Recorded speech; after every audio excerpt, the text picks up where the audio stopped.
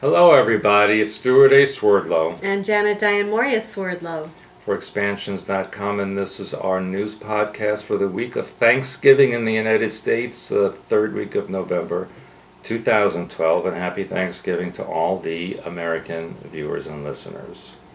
Well, the big story, I guess, for the last few weeks and probably for the next coming weeks are the attacks and missile barrages in the Middle East between Gaza and Israel. Now, interesting, Israel has a missile defense net called the Iron Dome, and this was developed by Israeli scientists and installed by them and Americans last year. And what this Iron Dome does is it senses missile launches from a particular radius in a region, and it then shoots them down before they get towards any populated areas. If the network determines that a missile is going to hit an empty area, it just lets the missile hit the empty area, so it doesn't waste any energy in defending areas that are not going to be damaged. So I find the name interesting, Iron Dome, since the Israelis are interested in removing the Dome of the Rock in Jerusalem in order to build the third Temple of Solomon, which I've talked to you about for so long now. And the other interesting thing is one of the missile barrages did strike just north of Jerusalem, and quite honestly, if these missiles had gone off course, they could have destroyed the Dome of the Rock and other buildings in Jerusalem. So right now, this particular week, there's an intense bombardment of Gaza City by the Israelis. Of course, innocent people are being killed, especially children. And the Israelis say that it will become more intense if the Hamas organization that runs Gaza does not stop their attacks on Israel.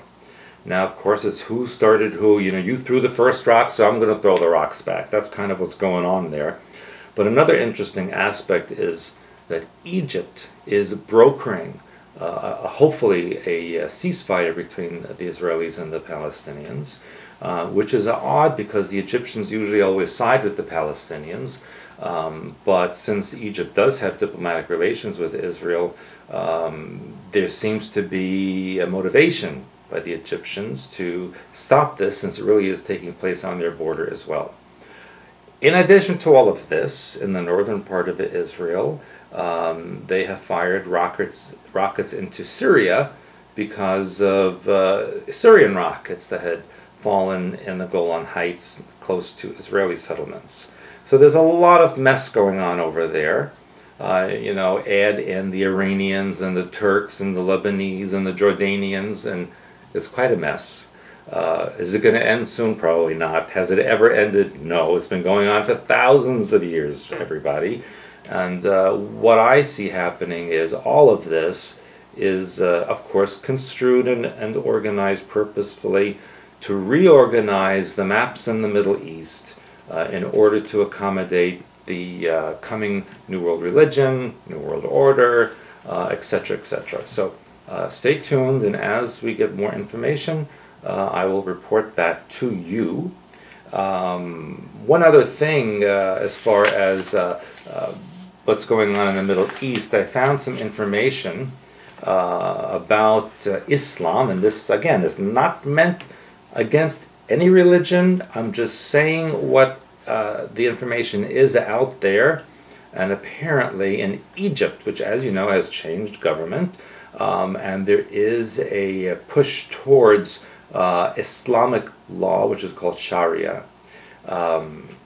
People claim that Muslims are saying that they're wrongly accused of being violent and aggressive, and that Islam is a peaceful religion. But here, an Egyptian artist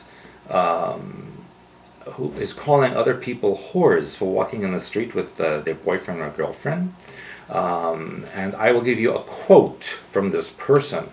"I have sworn to Allah that any dog, for that is how Allah described them, for they are like dogs that are constantly panting, that any dog who mocks the Sharia or mocks Islam or blames it, we will cut out his tongue. I say this without hesitation. We will cut out his tongue. That's it. The time of transgressing against Islam and speaking insolence has passed. It is over. Today the people of lies, which means the people who don't believe in Islam, defend their falsehoods with great zeal. So shall we defend Islam with all our might, no matter what it costs, no matter what it costs. Let the whole world burn, but Islam not be mocked. Okay, a little bit overreaction there. Who cares what anyone says? Now, here's another story in Egypt as well of someone being attacked and severely beaten and tried to cut their hand off because of a young Egyptian grocery worker because he prevented one of an Islamic gang from using the store's bathroom. Another person, according to this, they wanted to cut out the tongue of a 5-year-old boy because he said something against one of these roving Islamic bands. It goes on and on. Waves of violence in Bahrain, in Yemen, in all these countries that are using Islamic Sharia law. According to this one story, a Muslim man was sentenced to 8.5 years of jail time for severing a woman's tongue. Among other things, he invaded the apartment of a non-Muslim woman he was formerly involved with, smashed an empty bottle over her head several times, fracturing her eye socket, and then dragged a knife across her face, cutting her mouth and severing her tongue. Okay, this is a violence, people. So anyone who says that Muslims are not violent, that it's not a violent religion, I beg to disagree with you. Read the Quran. Now, I have nothing against Muslim people or Arab people, but the Quran is filled with violence and calls to violence against those who don't believe. I remember, too, I was reporting here not too long ago about the Jewish Orthodox... and they are also violent. Yes. The Orthodox Jews are very, very violent, and they have been known to beat people up and burn them for going against the Orthodox Jewish religion. So I think we have a lot of violence over Hey, Christianity, we had the Crusades. All religions are violent. That's why I don't believe in religion. God does not have religion, okay? God is just energy. It allows all things. There's no religion. That's mind control. So just keep that in mind, people.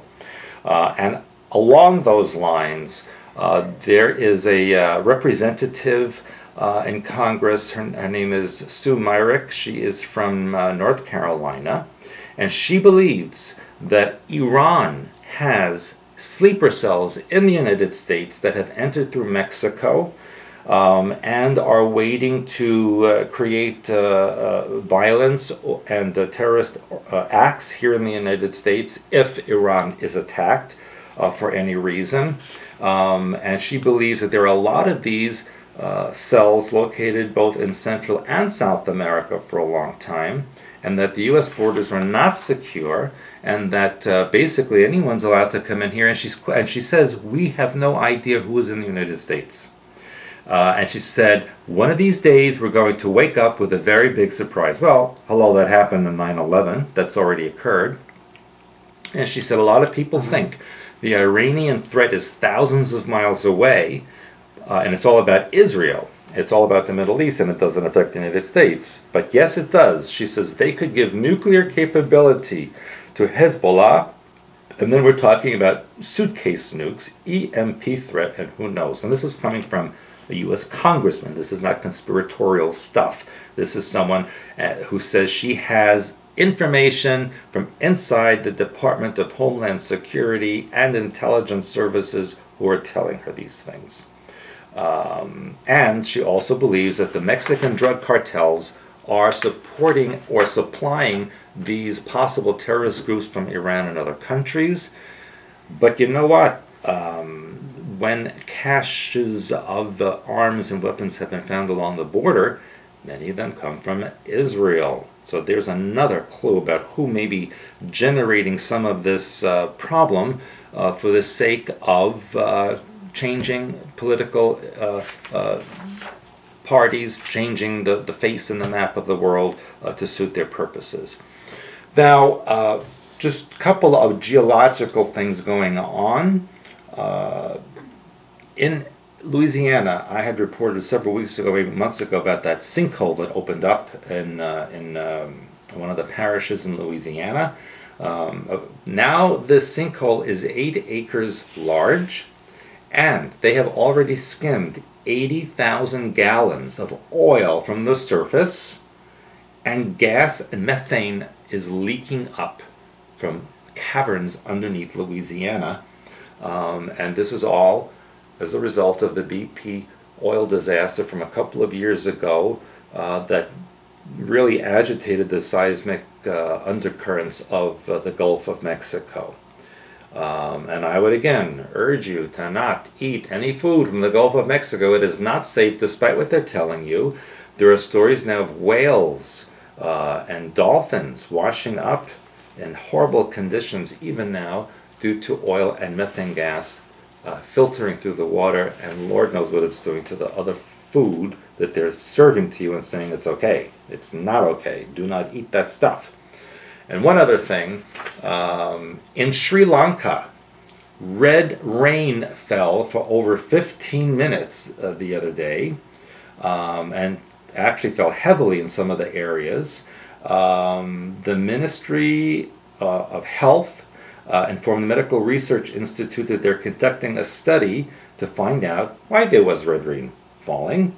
They said it could be the increase in the acidity of the air and sandstorms that are usual reason for red rain. However, there are no sandstorms in Sri Lanka. Last year, India had red rain that fell, and Indian scientists discovered a variety of microorganisms as a reason for the rain. Well, how did they get in the atmosphere? How about chemtrails? But here's the interesting part. The Indian scientists said that microorganisms had no DNA. And they said, now brilliant, they said, they guessed it had to be a strange phenomena. You think? Well, every organism that's alive has DNA, so if it didn't, it was artificially created and basically is a robot microorganism. So a lot of weird things going on, and it gets worser and worser.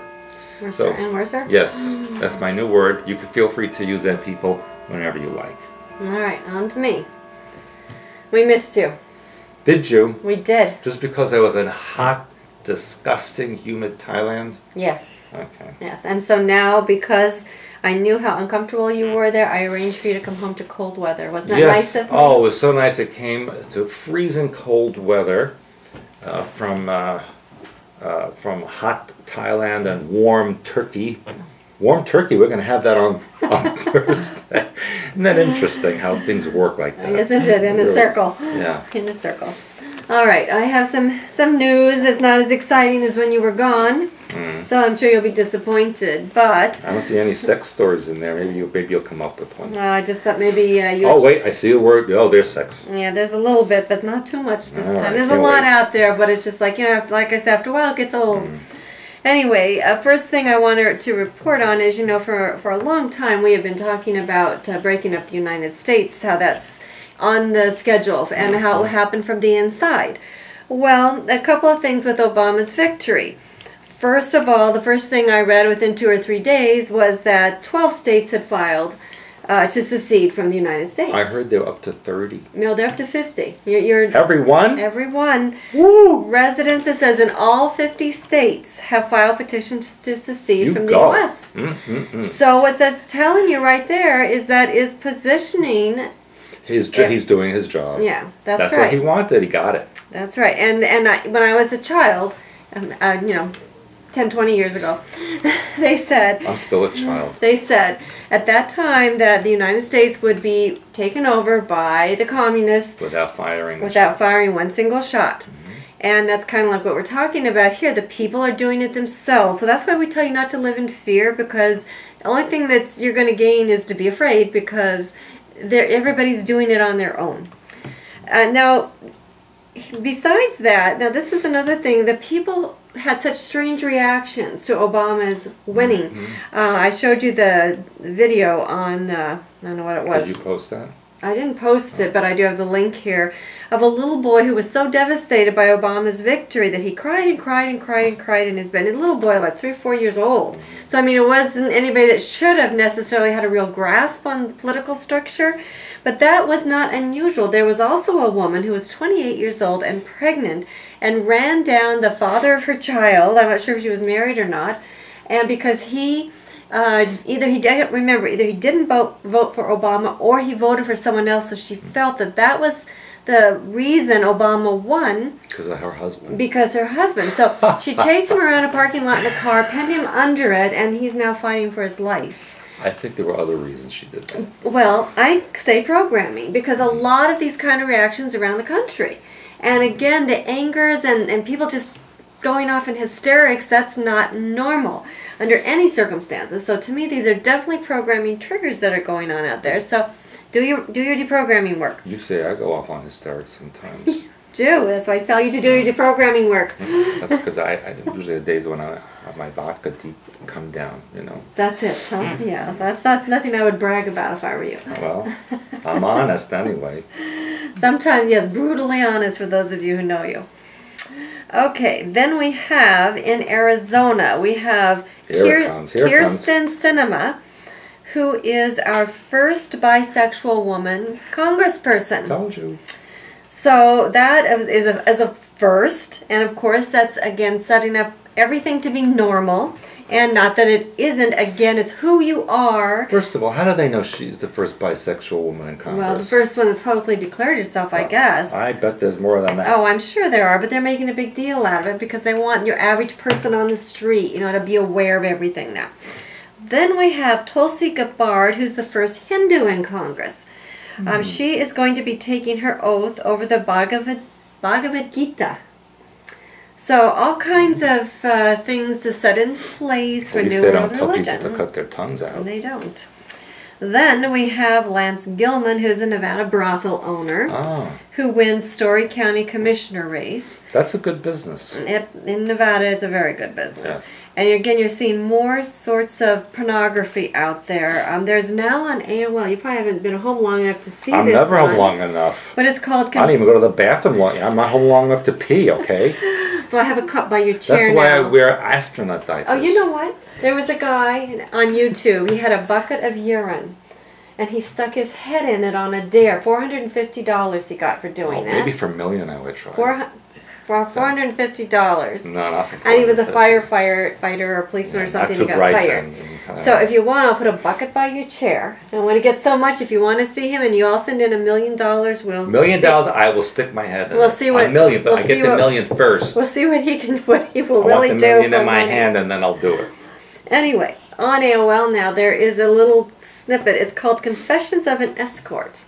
And they are asking for people, I guess it's either male or female, if you are an escort and you've had something strange experience, to go on their show and tell it. And so a lot of porn stuff is coming up. And I've seen that they're now interviewing them. They're asking what's it like if, you know, you're with somebody you don't like, you know, all kinds of things.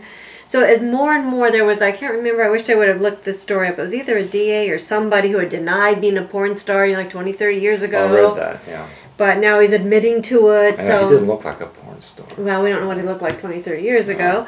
I think he was fantasizing. I don't know, because some of them that they are showing now on the screen, to me, don't look like they should be porn stars. No. But, you know, something for everybody. Keep your clothes on. Yeah. But it's becoming a big thing because they want you to get used to all this stuff. So, you know, here it is. Okay, then, now this was kind of a weird thing. This happened in Texas, North Lake Community College. Apparently, the students were in class, and all of a sudden they heard multiple gunshots. Everybody panicked, and they started calling 911. Everyone was terribly upset. Well, it turns out the school says that the teachers were notified that this was only a drill. But the staff were saying that they were terrified, so there was a lot of inconsistencies here. But anyway, it was pretty scary for those people involved, from what I understand. Then we have a tent city that has popped up around Linden, New Jersey. You know where that is? It's in New Jersey. Yeah, it's in New Jersey, at an old General Motors plant site. It's complete with guards, fencing, and gates. And it says that there was an old GM plant that was torn down in 2008 to make a way for a building renaissance that hasn't happened. But it says practically overnight. And the past few days, what has arisen aren't structures of steel and concrete, but an encampment comprised of wooden poles and white tent buildings. There are water trucks, vehicles for taking showers, and what looks like a ton of raw materials for more building, but people won't say what it is, but there's rumors, of course, that it's the FEMA camps that are going up. So, again, who knows? Then, a lot of programming stuff going on, but I mean, it's like I said, some stuff is old news.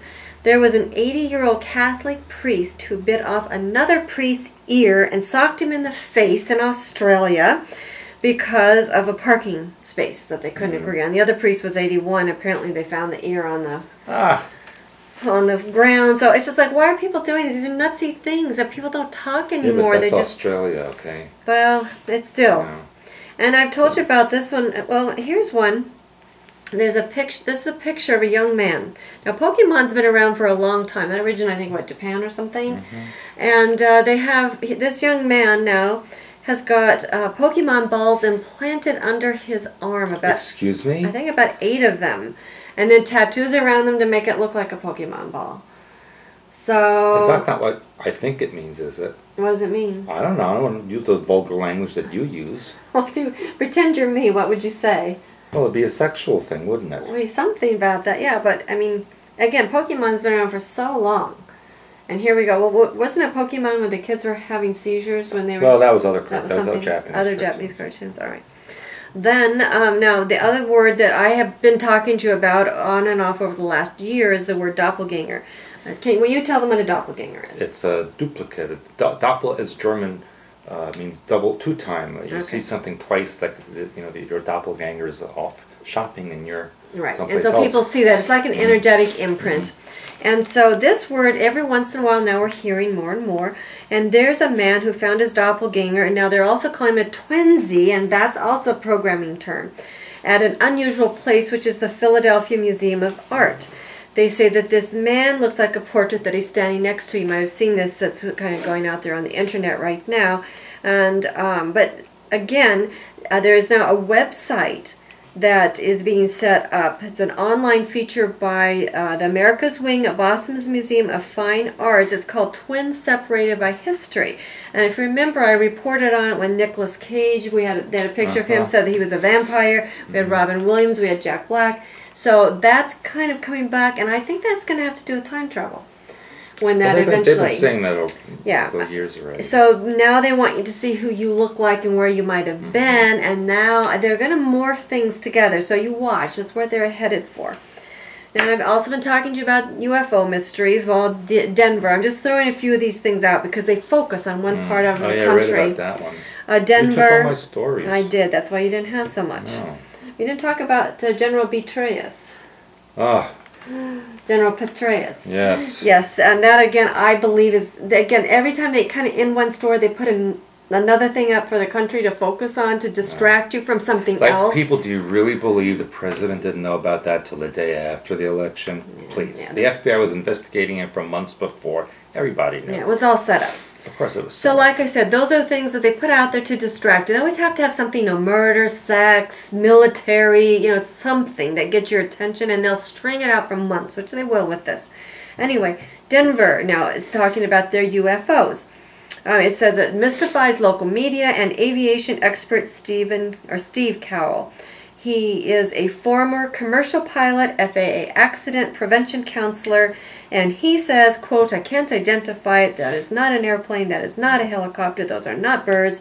And he suggested that it could be debris raising from the ground by atmospheric winds. That appears every day at the same time. Yeah, but he says it's not bugs, though. So. I think he's a bug.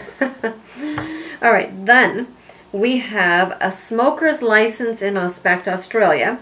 See, because they're upside down and they're always on their heads. Maybe so. So they don't think very clearly. That's true. It's really it's a pity. It is true. It should. Well, anyway, this is, again, I keep telling you, they're going to, working toward legislating food and everything, really, that you do, but they're picking things on the fringes that people will say, oh, it's not me, it's no big deal, yes, it should be regulated, as they kind of, get their net going.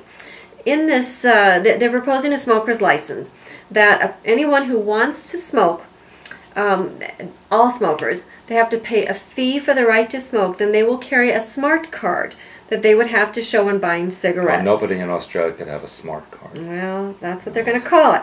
And this smoker's license is going to set the daily limits on the number of cigarettes a person can smoke. You know, they suggested 50 per day over 2 weeks for heavy smokers. Well, that's a lot. And it includes financial incentives to give up smoking, such as a license fee refund, as well as a test to find out if people understand the health risks. Now, they should be glad anyone does anything in Australia, okay? But, you know, again, they're trying to make it so everything people do is legislated, licensed, you keep track of, you have no sense of freedom no matter where you are or where you go. And finally, one thing I have to tell you, now we keep talking about all the beached animals. Well, here in Ireland, where's my name of my beach? Lissadell Beach. It said that there are approximately, it said tens of thousands of starfish upwards. They're estimating at 50,000 starfish washed up on this beach that showed no signs of life, but it says a few responded when they put them back into the water. They're probably just drunk. I don't know. Maybe they had too much Guinness. I mean, 50,000 laying on the beach, I mean, that's like daily activity in Ireland. Well, anyway. Water on them and then there's life, you know, hello. Yeah. But they were drunk. They were drunk starfish. What's interesting, though, is from the sea we get specific kinds. Like there are specific kinds of animals in the sea are being targeted and they're responding. They're just, you know, beaching themselves. And this is not normal behavior. But, you know, you've missed the saddest story of all. Which one? Which was on today. Which one was and that is San Francisco is planning to ban public nudity. Oh, I saw that one, yeah. Like I said, it's old news now. You know, in the beginning it was interesting, look at all this. But I told you it's a trend and it's going to continue to go. And they showed some of those people. Yeah. I'd ban them too. Yeah, but they've been doing that all through now. And that's what they do because they show the people. Once they show the people, then there's no big, you know, there's no big shock or thrill anymore. It becomes normal. It's normal now, so we're ignoring it. So, lots of stuff that's still going on in the world. It's not going to change out there. But you and I are going to be doing some fun stuff around the holidays, right? Yes, and nude as well. You are. And Suriname, we're going to be nude. It's You're going to be nude. Clothing optional. And yes, in fact, please read my article on the site called Surinamica. Read that because it says more than I can even say here right now. But if they want to come with us, they have to get going. Right now, you have like 10 minutes to get ready because time's running out and it is Christmas season, so you know seats aren't available, hotel rooms aren't available. You better hurry up if you want to come, and it's not for everybody, but only very special people, as you'll read on the article. Yeah. So anyway, read the article. If you're coming, you must contact Patricia right away. She told me her phone is starting to ring off the hook because of your article. Really? Yes. So. Oh, because I thought it was because I said I was going to appear nude. Well, that might be it. I don't know. Oh. I think they're calling up and saying, "No, be sure he brings clothes." Yeah. Well. So, and then we also have some people who are doing that and actually staying on for a January class. Really? They're going to be with us the whole time? They will. Oh my God. Because they're going to do a lot of really interesting things in our Hyperspace Oversoul Extravaganza week. And I'm going to be doing some cooking for people and making some treats and some fun things. So anyway, between now and the middle of January, lots of things to think about. We are accepting the Oversoul Mastermind Group applications, and we're going to be having some new products online pretty soon. So, and we have a webinar in a week from... What's it about? It is on holiday programming, deprogramming. So I think really it's suitable for everybody under the circumstance of what's going on. Is it clothing optional? Sure. Because you can be seen on the screen, so you might want to think about that. Yeah, we can see you like from here up on the screen. So yeah, if you want to sit there naked, go for it because we might won't just know. Do that. Yeah, you It's might. awesome. I'll tell them even if you're not. I'll just tell them you are. How's that? Well, they'll see. They'll see that. Well, they can only see from here up. No, when I get the camera on, you're going to jump up and down. I don't know where that camera's going to be pointing. Are you going to jump up and down for people? I'm going to just angle it down. To your knees. Whatever. Yeah, so anyway, we have the webinar coming up. That's a lot of fun always. Yeah, and I know some of you were very concerned that I had to spend my birthday alone in LAX Airport Lounge, and it was very sad for me. And then, of course, I had to experience that 6.8 earthquake in Burma. Or Myanmar. Myanmar, not Myanmar. That's what Midwestern people, they can't pronounce Myanmar. Okay? Or just say Burma if you are verbally challenged, because it's the same country. But Obama went there. Because I was there. Yeah. So he's like, if he's there, I'm going. He went to Thailand. Yeah, he went to every place I went to. He's just that copies me. Yeah, that's what I hear. That's why they want you to be emperor. I am the emperor. Of. Oh. Of. And of. In Suriname, I'm going to tell you what that means. Oh, yes. Scary, guys, let me tell you. So you done? I'm done. All right. Well, again, happy Thanksgiving to all our American viewers and readers. Have a very thankful day. Let me know what you're thankful of. Read my articles on the member section regarding Thanksgiving, and let me know your thoughts and opinions on that. And until next time, it's Stewart A. Swerdlow. Diane Mourglia-Swerdlow. Next time we'll be without clothes. See you.